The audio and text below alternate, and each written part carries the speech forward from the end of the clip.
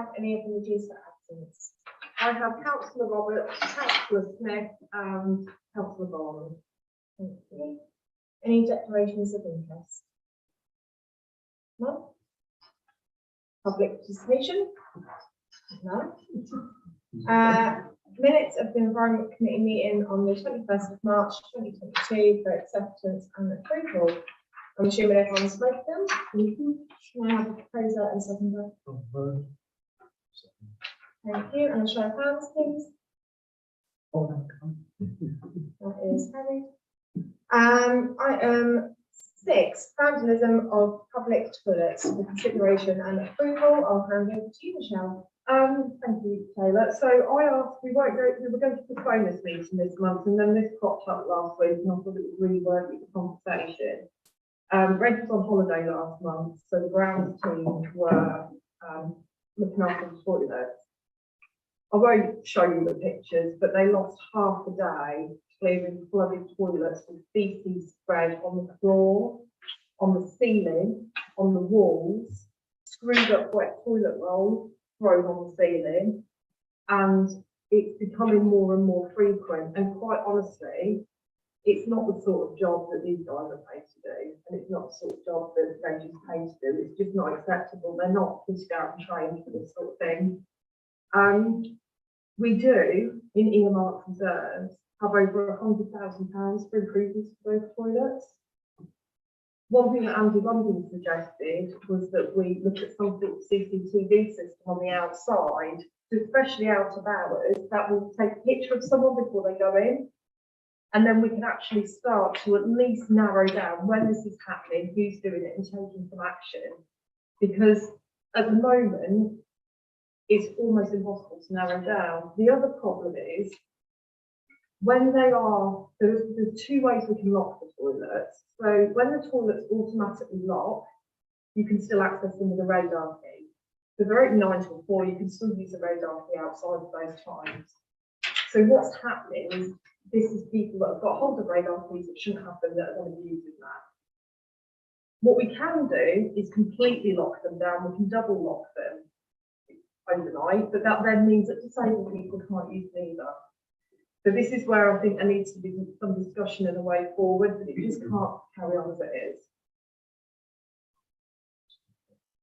Councillor Lane. Do we know what other parishes do? Do they leave theirs open through the night, or is it just after? Well, they're supposed to be locked. The problem is people have got these disabled things, and they're so common to get hold of. Oh, I see. So there is a radar key, a standard disabled toilet access key for the whole country. So if you've got hold of granddads, or not saying it is you, but a lot of things you do. But if we shut them completely, that means after 4 PM, disabled people don't have access to either. What sort of timescale do we usually need them open for? We say 9 to 4 at the moment. Well, that's the time they're closed to the public, so it's whether we do that across the board or whether we want to extend that. We extend that side, say 9 to 7.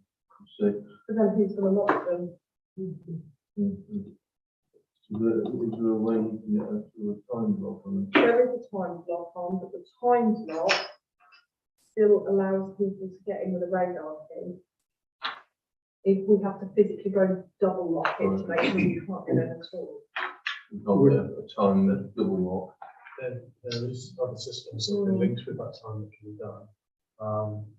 We haven't seen the systems installed in our new premises that will have time and also access. Then we'll have a double lock system. Right. So they work on the same electronic triggers. So there are systems available to look at. CCTV camera system I would recommend, because that's a deterrent if nothing else. And it also will help us catalog when give some information to the local police as well at that time, which will then support them supporting this. I know that in other local market towns they're having similar issues and debates about this.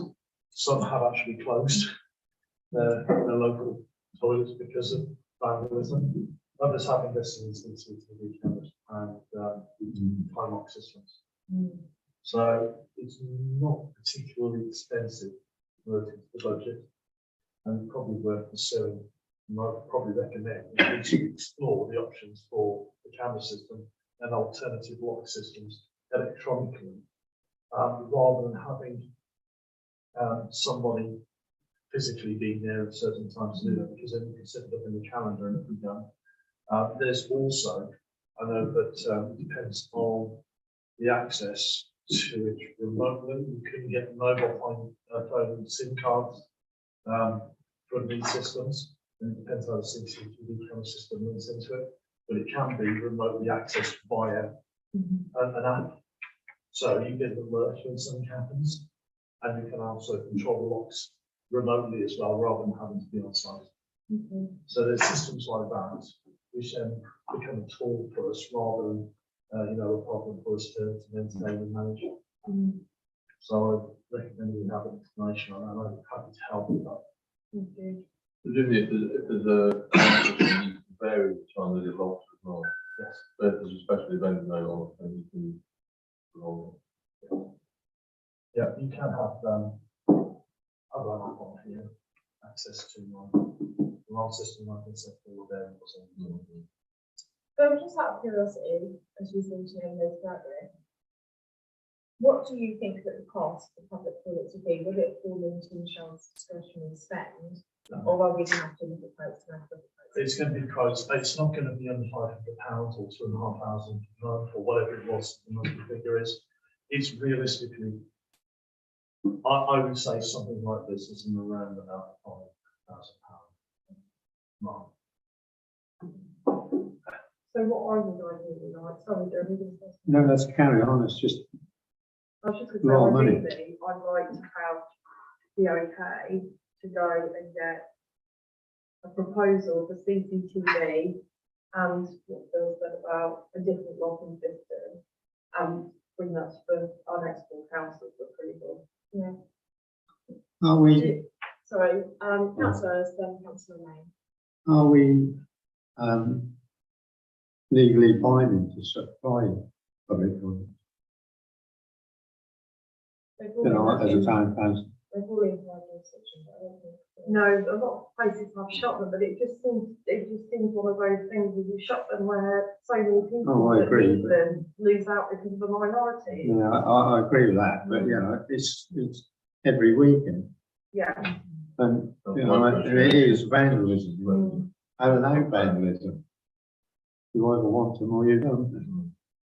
Councillor Lane? I think that this isn't, since I've been in council, it's been an ongoing problem, it's been going on. And I really do think we should start to publicise this for our churches and other things. That it's now going to be, we're going to be having to use our ratepayers' money to actually police them. You know, and it just raise awareness of the time that was spent on cleaning them up. But even if it stops one little darling going out in their parents' home, I'll just say, you know, what are you up to?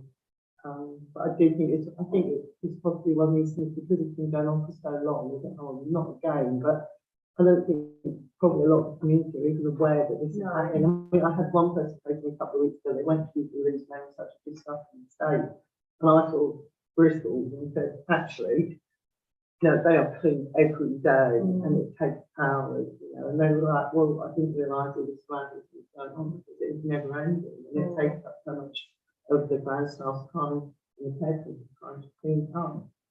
So making people doing, you know, and making people aware that this is happening.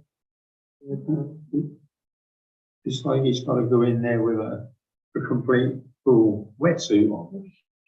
Basically, yeah. We need to break You know, and then he's got to come out, and he's either got to go shard somewhere, or you know, that's just not on. This is the problem. So the grounds team, Reg is quite immune to it, I think, because he's done it for so long. The grounds team went in, they said their first reaction was to just come out and lock them for the week and say, you know, we are not kitted out and prepared to do this. Yeah. But they didn't want to do it. They didn't want the residents to miss out. So they just, well, they said they ended up laughing, but they didn't laugh, they cried. Just two things.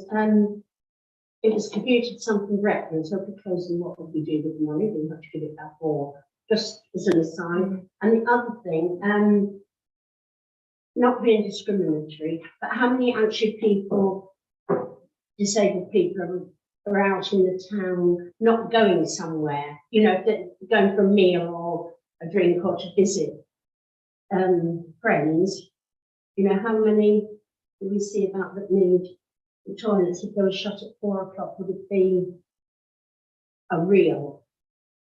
I think this is where we don't know, and the No. CCTV would answer that question, because actually, are there legitimate users after a certain time of day, or is it 99% non-legitimate users, in which case that would at least give us the evidence we need to say, okay, well, we're going to lock them off, and we're going to lock them earlier. I'm inclined to say that the best way forward for this would be to temporarily until the next school. So in the meantime, until the next school council meeting, which is in 2 weeks' time, gather quotes for both the CCTV and for the lock systems. Once that they've come to full council and a decision's made, that purchase has been made, and then it's just the time of the install. And I would actually be inclined to say, if this is a thing that is reoccurring, not even for the time that it's taken and the cost it's occurring to the taxpayer, but also for like the well-being of our staff, having to go in there. And do you know what I mean? That's not a nice job to do. And if you're facing that day in, day in, day in, do you know what I mean? Or you come to work and the first thing you're greeted to on Monday morning is something like that, that is going to be soul destroying. I'm inclined to say we temporarily maybe close them until we can actually make the installs and advertise it. Sorry, they're closed due to this reason.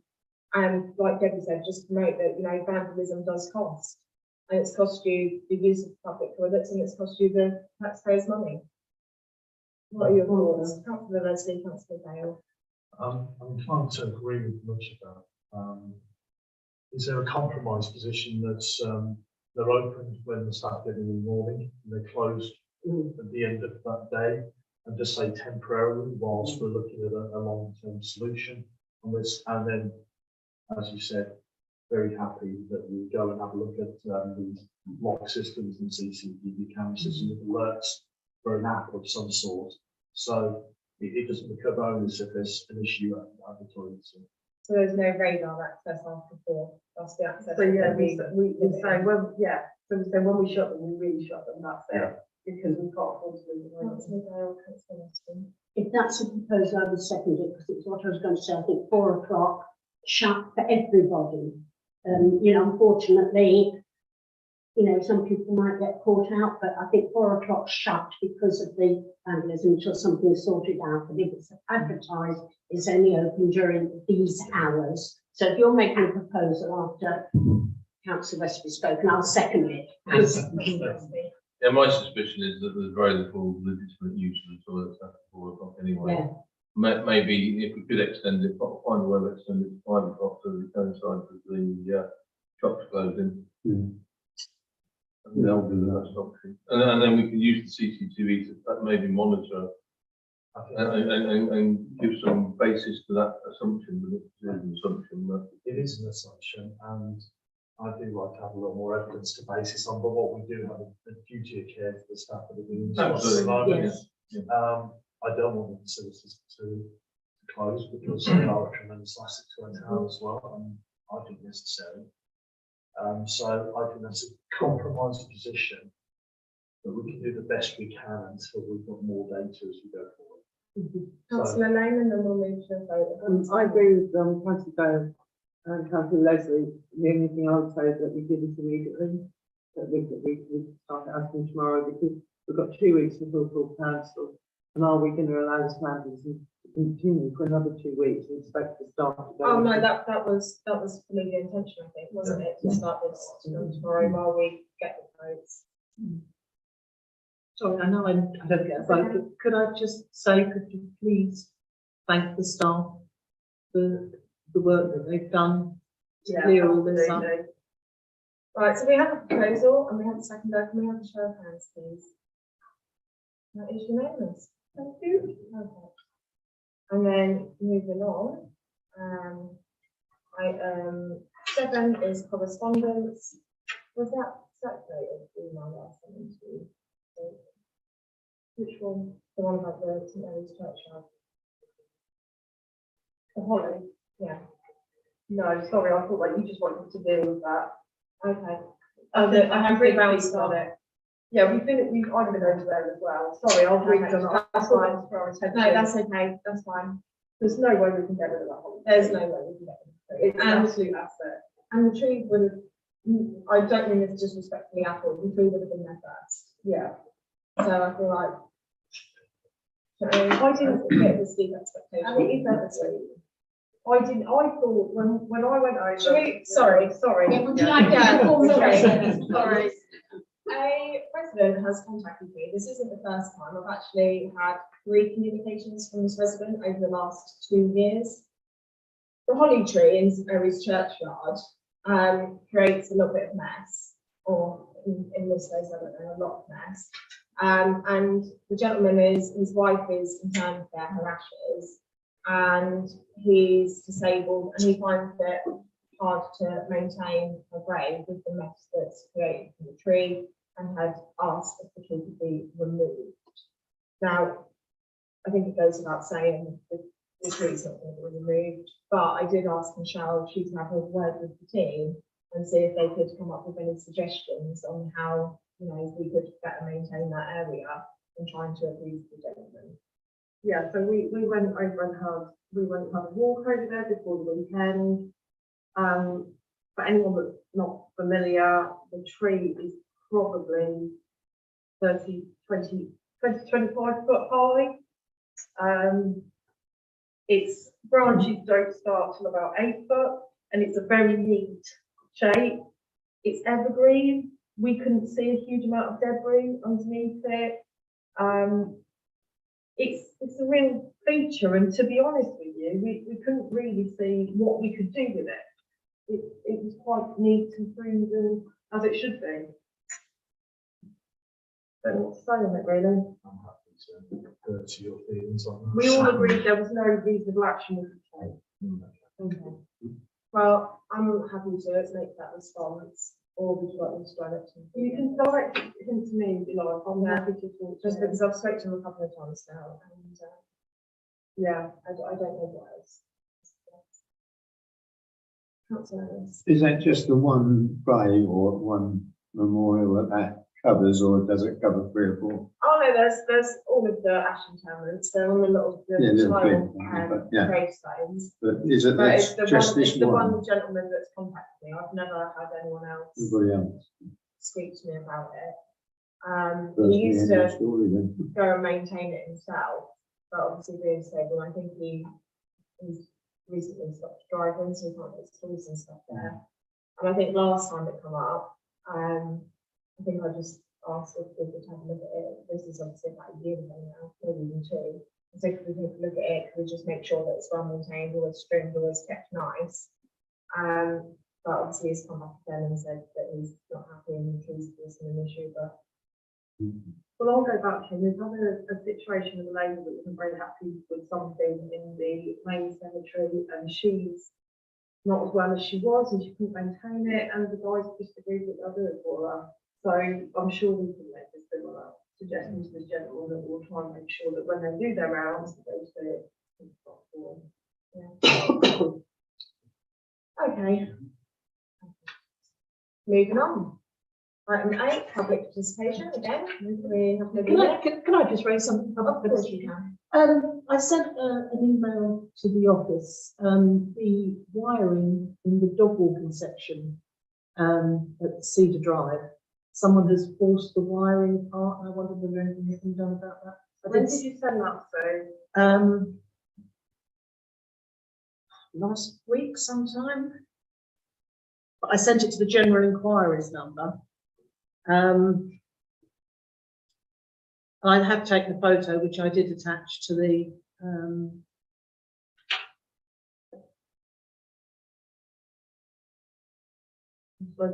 11th of April.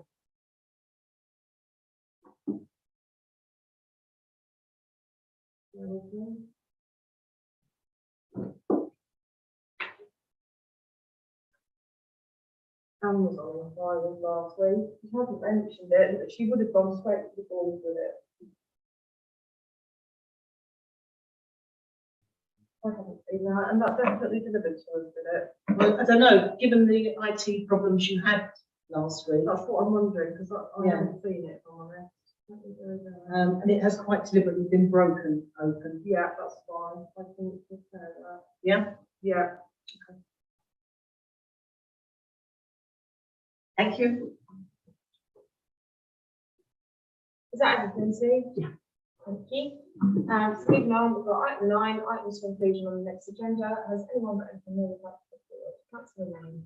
Could we discuss the permanent memorial for the Jubilee? We were talking about possibly a Jubilee Wood and also the discussion started about possibly a purchasing of Jubilee bench. Yes. Mm. Anyone else? No? Oh, I just have to remember that. Haven't got that, so sorry. Not something there, but I'll deal with it now. Oh, I know what I was going to say.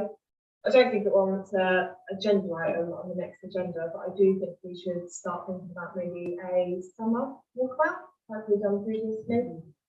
Just because in the summer you'll notice different things than what you do in the winter. Obviously in the winter months you see where it's wet, where it's foggy, where we can have access improvements. And also I am mindful that obviously we have had a few new councillors since our last call. So I think it's a good idea to see, you know, how far we've come from our last one and the progress that's been made. And also, you know, where we're wanting to go next. If there's no other items, item 10, time and date of the next meeting, which will be the 3rd Monday of next month, and that is.